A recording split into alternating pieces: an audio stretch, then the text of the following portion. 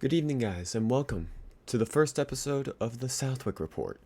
And oh boy, is this going to be a first episode, because quite frankly, a lot has been happening this week. And I don't even think I have to tell you what has been happening in order for you to be as pissed off as I am.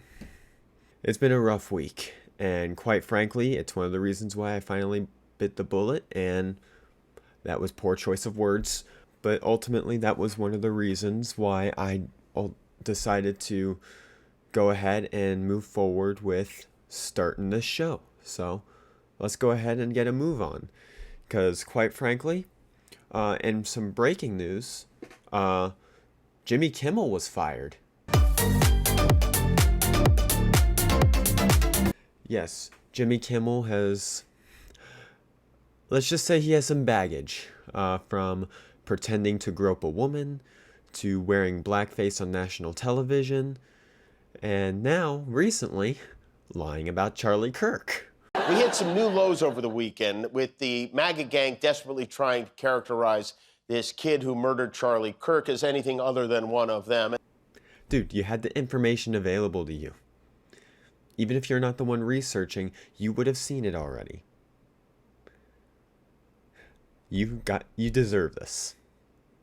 Now, if what I'm also hearing is correct, I'm hearing reports on X and from the Ben Shapiro show that apparently the FCC is pressuring ABC to drop Jimmy Kimmel.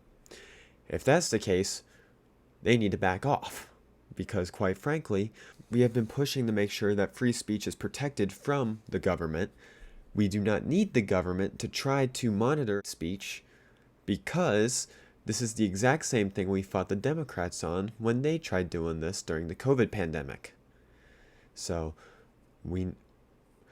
it's important that we fight off these lies about Kirk, but it's also important that we stay true to our values as well as the values that Kirk himself valued as well. Believe it or not, Jimmy Kimmel's comments weren't even the worst ones.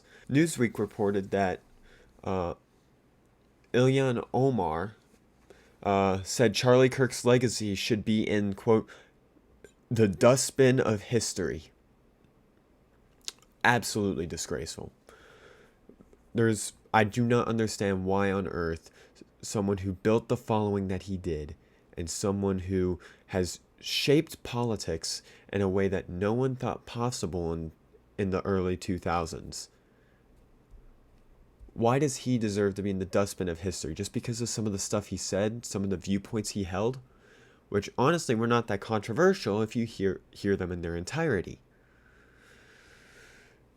And don't worry, it gets even worse, because now I'm going to subject you to the worst torture and pain imaginable. Having to watch Alexandria Ocasio-Cortez speak in front of a camera. We should be clear about who Charlie Kirk was. A man who believed that the Civil Rights Act that granted Black Americans the right to vote was a mistake. Who, after the violent attack on Paul Pelosi, claimed that, quote, some amazing patriot, unquote, should bail out his brutal assailant. And accused Jews of controlling, quote, not just the colleges, it's the nonprofits, it's the movies, it's Hollywood, it's all of it, unquote. His rhetoric and beliefs were ignorant, uneducated, and sought to disenfranchise millions of Americans, far from the working tirelessly to promote unity, unquote, asserted by the majority in this resolution. Okay, alright, we got a lot to get into here. Let's hear some of the stuff that she's claiming Charlie Kirk said. And to start out, we are going to listen to his claim that the Civil Rights Act was a mistake, which he did say, don't get me wrong, but let's hear his reasoning on it and see why. The Civil Rights Act was a new founding where we decided to discard the U.S. Constitution and reconstitute the story, the mantra, the creed, and the vision of America. And you even see this in Republican circles as well. Well, they say, well, the Civil Rights Act corrected a lot of the errors of the Constitution. No, it didn't. The Civil Rights Act was a completely new creation. Of course, it was well intended by some. We have acknowledged that many times. But the Civil Rights Act at its core was a new founding.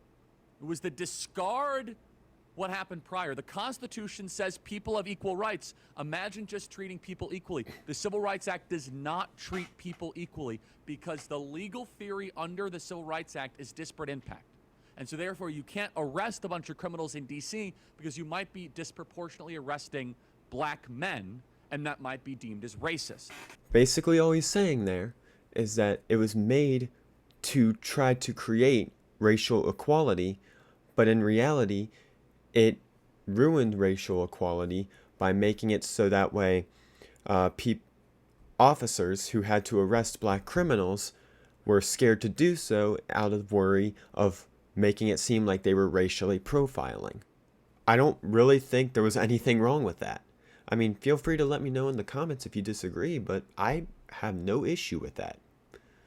But anyways, let's move on to his claim that he said that Paul Pelosi's attacker should have been bailed out. Says top Republicans reject any link between GOP rhetoric and Paul Pelosi assault. Of course you should reject any link. Why is the Republican Party, why is the conservative movement to blame for gay schizophrenic nudists that are hemp jewelry makers breaking into somebody's home, or maybe not breaking into somebody's home? Why are we to blame for that exactly? And why is he still in jail? Why has he not been bailed out?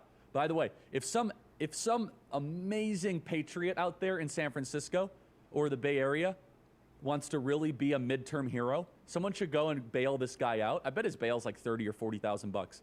Bail him out and then go ask him some questions. I wonder what his bail is. They're going after him with attempted murder, political assassination, all this sort of stuff. I'm not qualifying it. I think it's awful. It's not right. But why is it that in Chicago you're able to commit murder and be out the next day? Why is it that you're able to trespass, second-degree murder, arson, threat of public official, cashless bail? This happens all over San Francisco, but if you go after the Pelosi's, oh, you're let out immediately. Got it. He's definitely joking in this clip. He acknowledges, yes, it is a horrible act that he broke into the Pelosi's house. He also does bring up that it's weird how many criminals are just able to walk out of jail after committing a heinous crime in Chicago, but yet when it comes to the Pelosi's, nothing.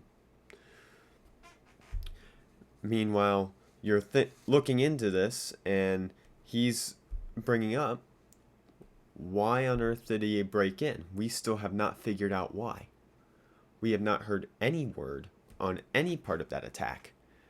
And then, of course, they're blaming it on right-wing conservatism when they don't even know the political affiliation of this man.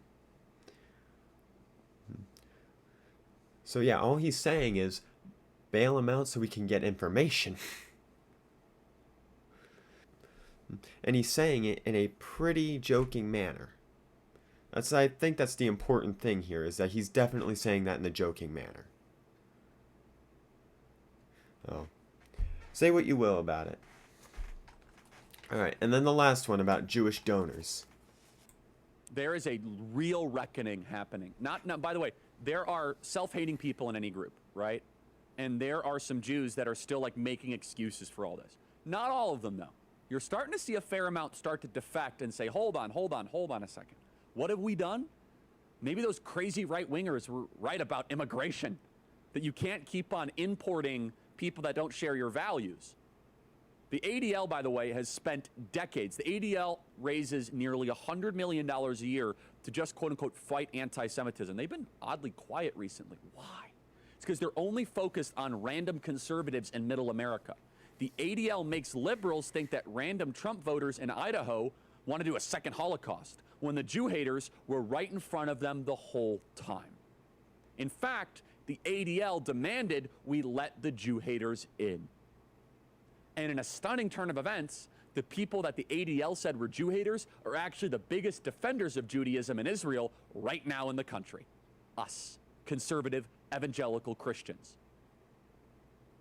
And Jewish donors, they have a lot of explaining to do, a lot of decoupling to do, because Jewish donors have been the #1 funding mechanism of radical, open border, neoliberal, quasi-Marxist policies, cultural institutions, and nonprofits.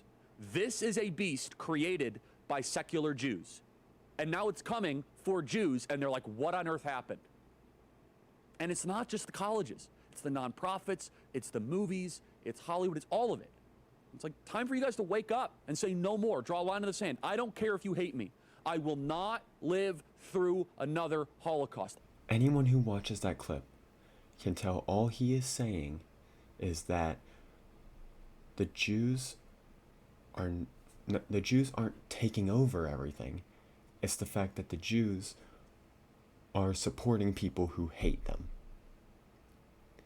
Because the people he is arguing are putting out propaganda in support of the Democrats are the ones that are supporting the party that wants to end their entire religion. Because you see what their rhetoric is in Israel. A lot of anti-Semitic stuff going on in that party. And yet all these donors that he's talking about are giving support to the party. Meanwhile, the people they're claiming are trying to create another Holocaust are their biggest defenders. Nothing to do with the Jews taking over anything. In fact, he has been one of the largest supporters of the Jewish people compared to anyone else in the party. It was also a moral truth that the war started because 1,300 Jews were killed and 200 were taken hostage. And when you declare war on Israel, expect a firestorm in reaction. Let me finish, I let you talk. Israel, at its holiest day of the calendar year besides Yom Kippur and Rosh Hashanah, Samat Torah, the 50-year anniversary of the Six-Day War. On Shabbat, Hamas invaded Israel, deciding to go recklessly to music concerts, to homes, to kibbutzes, and taking 200 plus hostages. They knew what they were doing. In one of the most cloistered urban environments on the planet, 2 million people live in a place where it's impossible to wage war. Impossible. Where they wear civilian clothing, they violate every tenet of the Geneva Convention, and the IDF, when they do something right, they get no credit. When they do life-saving surgeries of a Gazan child, they get no credit. When they drop leaflets, they get no credit. But when they happen to bomb a place where they are operating their military from, which we now know from third-party verified sources, hundreds of Hamas military operations are in mosques, schools, and hospitals. I'm sorry, the country where they were living in relative peace on October 6th, that all of a sudden we had a war, and Hamas started the war. And I don't see people that were really upset about the 2 million Germans that were killed in World War II, civilians. A tragic truth of war is that civilians die. I don't like it, and you don't like it. And finally, the thing I want to end off on today is the string of firings that have been happening due to people making fun and celebrating Charlie Kirk's death. And the videos of these people celebrating this, absolutely disgusting. And they deserve everything that's coming to them. However, a lot of the firings that are happening, I'm not entirely sure how I feel. Because there is a lot of a freedom of speech issue with this. Ultimately, I think I've come to the conclusion that given that these are employees of a business, they are representing the business, and their words, whether intended to or not, have an impact on that business's reputation. A business is well within their rights to try to protect their reputation. And I think freedom of speech does not necessarily protect employees from being fired from their businesses because they're ruining the reputation of their bosses. Now it's different when it's like a social media platform trying to censor their consumers, because they're not employees, they're people using the platform. And then clearly, what the First Amendment was meant for, government obviously cannot censor people because of speech. Which is why if Trump is involved in the FCC thing, there's going to be a lot of backlash there, and it could cost the Republicans any form of momentum going into 2026 and 2028. However, these recent string of firings, there's been a lot of funny clips of them, and I figured might as well watch them together because why not end off on a funny and high note? So now we're firing people for having opinions and emotions and content and about Charlie Kirk and what happened. American Airlines, Delta Airlines, and then there's other people in the military, people in the workplace are now being targeted and fired because of their opinions and remarks on social media. Well, I mean, Charlie you're Kirk. celebrating Now, murder, so kind of inciting violence there, aren't you? that does not make any sense. That does not make any sense. You're not firing people because they're not doing their job well. You're firing people because they have an opinion and freedom of speech and freedom of expression. That could put the I think company that is under very scrutiny. violent, and it's very, very much going on a very dangerous path when you're starting to fire people over their sentiments and political opinions. Political opinion of celebrating murder. Yes, I have filed for unemployment. And yes, you can't just fire somebody because when they give a reason to unemployment that it was for political purposes, the company looks stupid. That's not a good reason to fire somebody. So those people will be eligible for unemployment. They're not firing you because of political reasons. They're firing you because the celebration of someone's murder could be enticing and allowing for more political murder.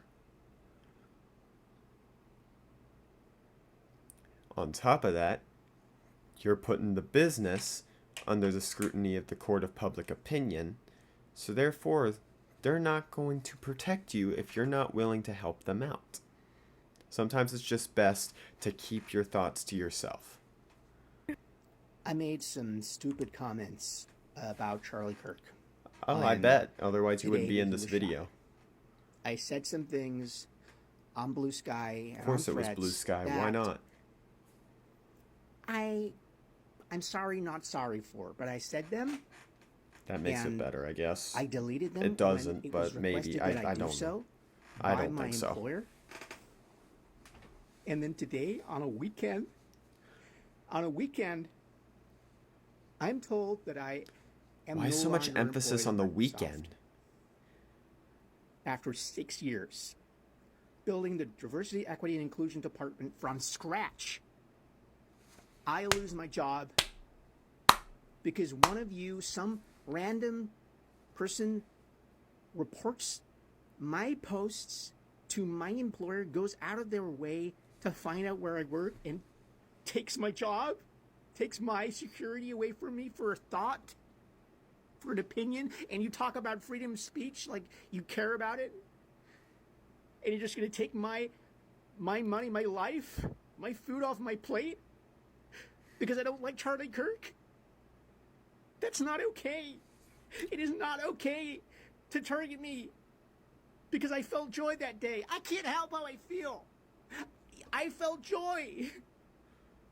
That's me. That's what I believe. That's All what I right, think psycho. of him. I can't help that. So I don't deserve a job? If you say anything.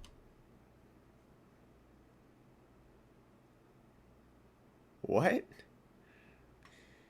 Did he seriously just try saying that him feeling joy that day was explanatory? Like, it's supposed to make this all better? 'Cause yeah, sure, getting fired for what you say, in theory, sounds wrong. But making fun of someone getting murdered, also wrong too. And if you're bragging about feeling joy over Charlie Kirk getting assassinated, what? I don't understand the logic there. What the fuck are you supposed to do when you get fired? Find a new job? You just take it? You just take it like a man? Yes. I'm unemployed. What am I supposed to do now? Do I go home and goon? Like, guys, what do I do? If you think like, that's actually, the best. Like, what do you do when you get fired? What's the next step? Do you look for? Obviously, you look for a job, but like, I got no income now. I spent my last $300 on a parking ticket. That was on me. I did let it sit. Well, at least you admit that. $30 parking ticket. It went up to $300. I really don't want to talk about it, but what am I supposed to do, guys? Oh my God, this. You know when they say like once you get to a point in adulthood where it's not enjoyable. I don't know who said adulthood was enjoyable. Adulthood has never been enjoyable. As I've been told before, adulthood is the worst type of hood to be in. All right, just learn to accept that now. But like, what am I? My gas? I haven't got enough for gas, guys. Oh my God, what am I? Is this what I can't do this? I'm supposed to do this for the rest of my life? Like I can't. What am I supposed to do, guys? Please, someone put financial tips. Oh my God. Hold on, let me get it together here. My name is Luna, activist teacher, and I teach 4th grade in Florida.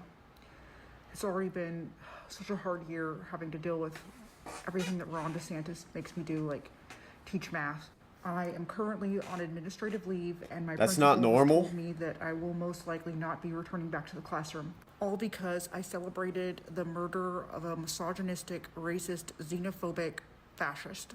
Just to be clear, all I did was he any post of a those video things? where I was dancing and saying that he got what he deserved while pouring out a beer. I was also wearing a graphic t-shirt that depicted the moment that he died. And then I like how she's saying all of this and thinking that this is perfectly acceptable.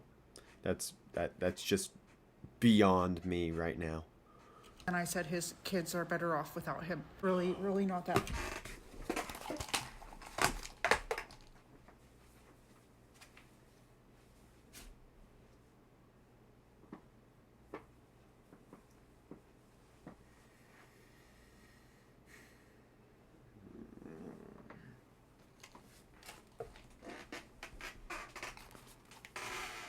Some people don't deserve phones.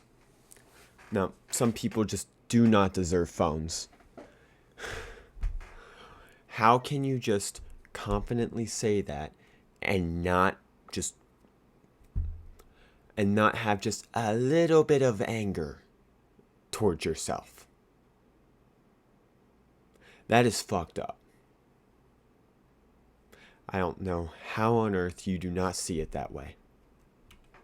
Bad, and they're taking away my rights for free speech. And to think that I had at least 7 LGBTQ plus students in my classroom, and I know they need me. This is just so unfair. Hospital in Oklahoma, they got the rainbow up there. Gentle care. Gentle care is what they're supposed to be all about. Gentle care. And yet the owner of this animal hospital tweeted something, and this young man put it right here in the parking lot, in the open field, right next to the animal hospital, so that everybody that brings their dogs or cats to this vet or even drives by can see this. You got to see what this young man, Devin, did. Look at this. This is the actual tweet of the owner of this place. Gentle Care Animal Hospital. Charlie Kirk, right-wing, stupid F, MAGA activist, shot unalived in Utah campus. He's only the first. Are you freaking kidding me? Holy crap. Could we actually be getting smart and culling the sick ones? Oh gosh, I want to offer his family my thoughts and prayers with the middle finger. Now they're just fucking advocating for violence. That is for sure not protected under free speech. You wonder why the right is getting so radicalized right now? They're being fucking threatened with death. Name me one other instance where a right-leaning, right-winged extremist shot a Democrat or shot a left-wing activist. You cannot name me one. And if you try saying the Democratic lawmaker in Minnesota, they did not confirm the party affiliation. They found evidence that he could have been Republican. They found evidence he could have been Democrat. There is no clear idea of his affiliation. Name me another one. I'll wait. If you find me another one, DM me on Twitter or on Instagram. I don't care. Find me another person, another right-wing extremist that has went and killed a left-wing activist or a left-wing politician. Name me one. Paul Pelosi, they don't even know the affiliation of that. Name me one.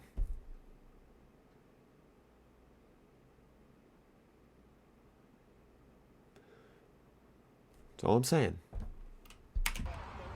Yeah, that's what this guy, Christopher Rispoli, the owner of that place, Gentle Care Animal Hospital, has said. So, I saw that, and I said I need to come down here and meet the man that put this together, and it's Devin, right? Yes. Devin put this together. Devin, you saw this pretty disgusting tweet from the owner of this place. Did. Public service right there. Did. Why'd you do that? I felt it needed done. Somebody had to do it, and rather than talk about it, I just did it. And when I first came up and asked you about it, you said something about free speech. You said it perfectly. I want you to share what you said. Free speech is free, but it does still have consequences. Boom! There is consequences. You own a business supposed to be taking care of people's pets, and you're glorifying and promoting the murder of one of my friends. Charlie was my friend. I've known him for 10 years. It's disgusting. He was a human being. He was a father. He was a husband. Well, guys, that's the end of the compilation, and sadly, that is the end of the episode. I'm sure it's not sad for most of the newer viewers who are probably leaning left, but thanks for stopping by anyway, and thanks for keeping an open mind. So, I plan on doing this more often. I haven't gotten a complete schedule yet, but we'll see how this goes. Thanks for watching. I hope you all enjoyed this, and I'll see you all in the next episode.